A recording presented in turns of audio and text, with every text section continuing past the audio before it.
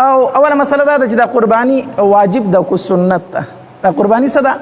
واجب ده کو سنت ده. نو قرباني واجب ده. بعضی فقها وایي چې نه سنت ده، خو هغې هم عام سنت نه یادوي بلکې سنت مؤکده یادوي. څوک چې وایي قرباني واجب ده د هغې مضبوط دلیل دا دی چې نبی علیه الصلاة وسلام 10 کاله په مدینه منوره کې تیر کړي دي او په دې 10 کالو کې نبی علیه السلام چېرته قرباني نه ده پرېښې، او چې کم کار نبی علیه السلام همیشه کړی وي او فریخ یې نه وي هغې ته واجب ویلی شي. دویم دلیل پې دا دی چې نبی علیه الصلاة وسلام چا چې قرباني نه ده کړې سخته رټنه یې ورته کړې ده، سخته رټنه یې ورته کړې ده. حدیث مبارک کې راځي نبی علیه الصلاة والسلام فرمایي من وجد سعة لأن يضحي فلم يضحي فلا يحضر مصلانا او کما قال علیه الصلاة والسلام. نبی علیه الصلاة والسلام فرمایي د یو سړي طاقت شته دی چې قرباني وکړي او بیا هم قرباني ونه کړه، دی دې په ما پسې په مانځه کې نه ودرېږي د اختر، دی دې زمونږ عیدګاه ته نه راځي، په ما پسې دې مونځ نه کوي. نو دومره سخت وعید، دومره سخته رټنه نبی علیه السلام په سنتو نه ده کړې بلکې بس یې کړې ده په واجبو یې کړې ده. دې وجې نه اکثر فقهاو د امام ابو حنیفه رحمه الله مذهب هم دا دی چې قرباني څه ده؟ واجب ده. قرباني واجب ده. هم بعضې فقها وایي سنت ده، بعضې فقها څه وایي؟ سنت ده. د هغې دلیل دا دی، هغې وایي حضرت ابوبکر صدیق رضی الله تعالی عنه په خپل دور خلافت کې قرباني نه وه کړې، او عمر رضی الله تعالی عنه په خپل دور خلافت کې څه نه وه کړې؟ قرباني نه وه کړې. نو که دا واجب وي نو هغوی بیا څنګه پرېښودله؟ خو دا دلیل لږ کمزوری دی. دا څه دی؟ ولې؟ ځکه چې ابوبکر رضی الله تعالی عنه د مؤمنانو بادشاه دی، امیر المؤمنین دی، خو غریب و قرباني پې واجب نه وه ځکه یې نه وه کړې. د مسلمانانو بادشاه و خو دومره مال ورسره نه و چې قرباني پې کړی وی. عمر رضی الله تعالی عنه په سوونو میله باندې په ملکونو بادشاهت کوي خو دومره پیسې ورسره نشته چې څه پې لازم شي؟ قرباني. نو هغې دواړو په خپل د بادشاهۍ په ټایم کې د خلافت په ټایم کې دا قرباني چې نه وکړې په هغې باندې قرباني څه نه وه؟ واجب نه وه. دا پنکې باندې که دغه تش دی غالبا په هغه باندې قرباني واجب نه وه، واجب ځکه هغې قرباني نه وکړي. نو لهذا څوک چې وایي هغې قرباني نه وکړي نو دا قرباني واجب نه ده، دغه دلیل لږ څه دی؟ کمزور دی. په هغې باندې قرباني لازم نه وه ځکه نه وکړي. بهرحال قرباني څه ده؟ واجب ده. قرباني څه ده؟ واجب ده. بیا په چا باندې واجب ده قرباني او په چا باندې نه ده واجب؟ نو دا یو اهمه مسله ده. زیاتره خلک تپوس کوي یاره په ما باندې قرباني کېږي که نه کېږي، په ما قرباني لازم ده که لازم نه ده؟ دا تپوس خلک ډېر زیات کوي نن سبا. نو دا مسله یاد وساتئ چې کوم عاقل بالغ مسلمان دی، یو مسلمان دی عاقل هم دی او بالغ هم دی، نو په ده باندې قرباني څه ده؟ واجب ده. نصاب ورله څه شی دی؟ نو نصاب ورله د سرسایي چې کوم نصاب دی هغه د قربانۍ دپاره هم دی. د زکات نصاب نه ښه،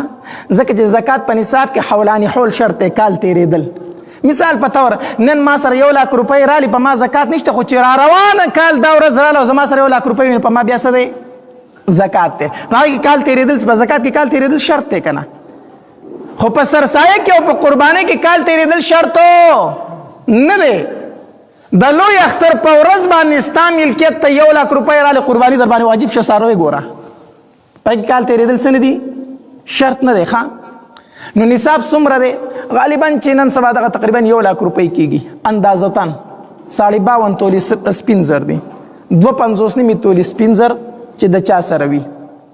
یا ورسره 2 نیمې تولې سره زر وي،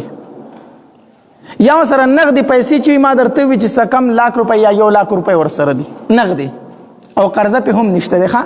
دلته کې ستا سره 1 لاک روپۍ دي خو 1 لاک در باندې قرضه ده، بیا در باندې قرباني شته؟ بیا در باندې نشته دی. ځکه چې لومبی پکار دار چې ته څه ورکې؟ قرضه ورکې. قرباني ورستی خبره ده، قرضه ورکول لومبی دي. یا حاجت اصلیه نه ستا سره دومره سامان پروت دی چې د هغې قیمت 1 لاک روپو ته رسي، ستا د حاجت اصلیه نه. حاجت اصلیه څه ته وایي؟ نو دا خو اوږده مسله ده، خو زه برته په مختصرو الفاظو کې دا ووایم چې ستا سره داسې سامان موجود دی چې 1 کال کې ته استعمال نه کړې. په کور کې ستا لوښي پراته دي، لوښي، او په کال کې استعمال نشو، دا د ضرورت نه څه دي؟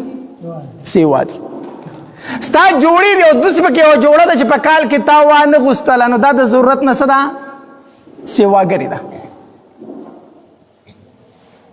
نو د ضرورت نه سواګر سامان دستا بیا بعد داسې خبره دا موبایل به ته چې دام په ضرورت کې داخل دی که نه موبایل په ضرورت کې داخل دی خو په موبایل کې هم قسمونه دي په 3 لک روپۍ پکې هم موبایل شته دی او په 100 زره موبایل شته دی یو سړي په 3 لک روپۍ موبایل اخیستی دی وایي دا خو زما په استعمال کې زه قرباني نه کوم کوي به ولې به نه کوي په 3 لک موبایل اخیستی شي قرباني نه شي کولی دا ضرورت نه دی چې ته په 3 لک موبایل اخله دا ضرورت نه دی نو بیا به قرباني کوي نو دغه رنګې یا ستا د اوسانې نه سواګری کور دی یو د سړي خپل کور اوسېږي پکې که نه یو د اوسانې نه ماسوا کور دی په کرایه دی ورکړی یا خوشه پروت دی یا دی پکې فقیر کېنولی دی په خپله پکې نه اوسېږي پیسې در سره نشته خو چې ستا د اوسانې نه سواګری کور دی بیا در باندې قرباني لازم د قرباني به کوي یا ستا دومره جایداد دی چې ستا د آمدنۍ نه ډېر دی نغدي پیسې سره نشته دی نغدي پیسې در سره خو ځمکې دي دومره دي چې ستا 10 منه دانې لګي او هغه کوي 20 منه یا هغه 30 منه یا 40 منه کوي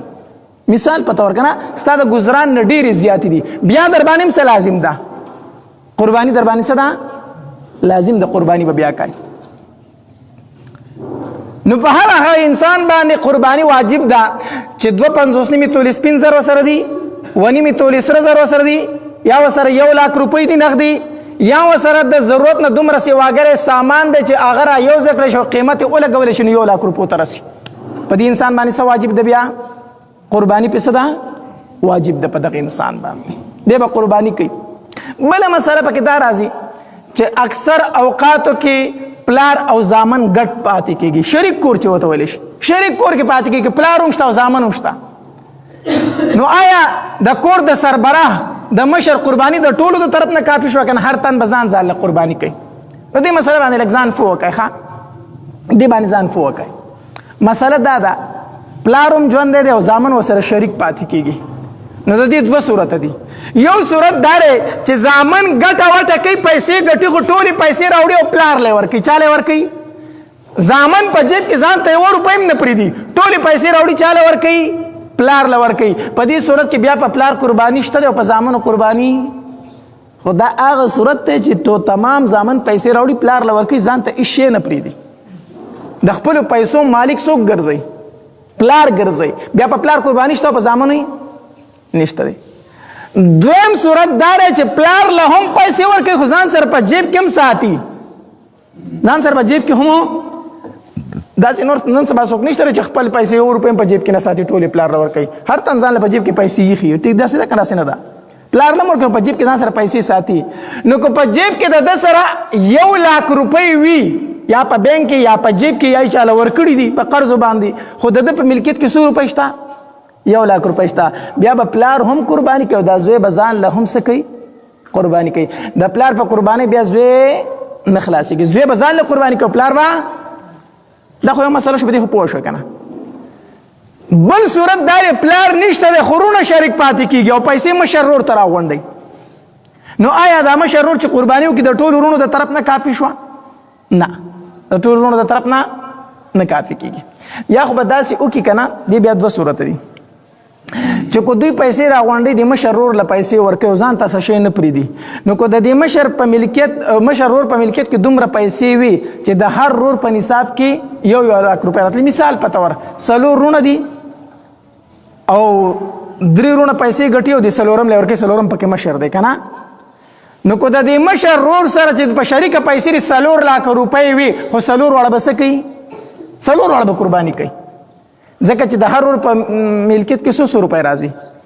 لک روپۍ نو 4 واړه به څه کوي قرباني کوي خو کو چېرته رونه 4 شریک پاتې کېږي او کور کې پیسې ټولې 100 پرتې دي 2 لکه 100 پرتې دي 2 لکه اوس چې په 4 دا تقسیم کې خو 50 زره روپۍ راځي که نه نو بیا په یو تن هم قرباني نشته بیا په یو تن هم څه نشته قرباني نشته ها بهتر صورت دا دی چې دا 3 رونه د 4م رور ته ووایي مونږ ته د خپلو پیسو مالک جوړ کړي لهذا ته پې ځان له قرباني وکړه ته پې ځان له څه وکړه نو چې هغه قرباني کوي د ټولو د طرفه به کوي د ځان د طرفه به کوي د ځان د طرفه به کوي صحیح شو ممکن مسله دا ده وایي دا یو قرباني پکې هلکه زمونږ د طرفه واچوه هلکه دا قرباني د چاره زمونږ د کور د طرفه ده نو د کور د طرفه قرباني نه ښه کو د چا سره دی دلته کې ته په کور کې 10 تنه پاتې کېږي او حصه دې وواچوله وایي دا زمونږ د 10 واړو شریک یو حصه شو د ټولو قرباني دې خرابه کړه اسی دی پکې څو کړي 10 پکې په خپله شوی 7 دی پکې شپږ دی پکې نور نیولي دي د ټولو قرباني دي حصه به پکې یو تن اچوي کو پلار اچوي کو ورور اچوي حصه به متعینه ها خوره غوښه بیا ټوله غوښه بیا ټول خوړی شي په دې مسله باندې پوه شوی که پوه نه شوی نو دغه د مشترک خاندان د قربانۍ طریقه ده چې په دې ها ښځه ده ښځه د ښځې په ملکیت کې 1.5 تولې سره زر دي د ښځې سره څومره کالی دی 1.5 تولې یا د 1.5 تولو کم دی 6 دی 5 دی خو دلته سره نغدي پیسې هم شته څو سره شته نو دا ښځه به قرباني کوي دا ښځه به قرباني کوي هغه لا بیا برابره خبر ده کو خاوني د دې طرفه کوي کو دای کوي پیسې د خاون ورکی ښځه پیسې نشي ګټلی هغې سره تش مهر دی که نه نو که خاون د دې طرفه کوي خو احسان پې کوي که خاون یې نه کوي نو خاون پې ګناهګار نه دی قرباني د چا ذمهواري ده د ښځې ذمهواري ده دارنګې ښځه د خاوند د طرف هم قرباني کولی شي چې زه ستا باندې قرباني واجب د پیسې به یې زه ورکمه ټیک ده نو به هر حال دا صورت دی د قربانۍ چې په خپل منځ کې قرباني کوئ شریک ته ور باندې باقي یو سړي باندې قرضه ده دلته کې 1 لاک روپۍ او د ده سره 1 لاک روپۍ نغدي هم شته دی نو بهتره دا ده که نه چې دې دا 1 لاک روپۍ قرض وړومبې ورکړي هغې به د ده نه څه کېږي تپوس کېږي ها یو سړی دی وایي زه د قربانۍ دپاره پیسې قرضومه قرباني پې کوم جایز ده که جایز نه ده جایز ده پیسې د قرض کې اوس دې پې وکړي خو چې په ځان یقیني چې بیا ګورې زه هغه تنګوم نه پیسې وله په ټایم ورکولی شم دا نه چې قرض پیسې به واخلم زه به غوښې وخورم ګرځي دې راپسې بیا نو بیا دې راپسې ګرځي د دغې نه بهتره ده چې دا قرباني د سره ونه کړي ځکه چې ځان ښه ګناهګاری بیا ځان څه کوي ښه ګناهګاری بهرحال خو د قربانۍ متعلق مسایل شو قرباني په چا واجب ده او په چا باندې واجب نه ده